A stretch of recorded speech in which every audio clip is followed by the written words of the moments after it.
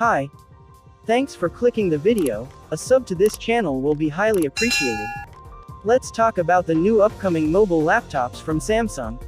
According to various sources, Samsung is reportedly working on a bunch of new Galaxy Book gadgets.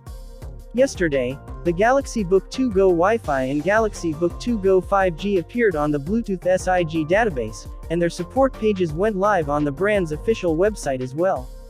The two laptops have been spotted on the American FCC certification website, which means the laptops will be launching soon. In terms of specifications, according to the FCC website, the Samsung Galaxy Book2 Go Wi-Fi and Galaxy Book2 Go 5G have the codenames Hermes 14 inches Wi-Fi and Hermes 14 inches 5G respectively. This is an indication that both laptops will feature a 14-inch display. According to the SIG website, which confirmed that both laptops will come with Bluetooth 5.2. And they will likely run Windows 11 out of the box. Rumors suggest the Galaxy Book2 Go series will carry support for Qualcomm FastConnect 6700, as well as Wi-Fi 6E.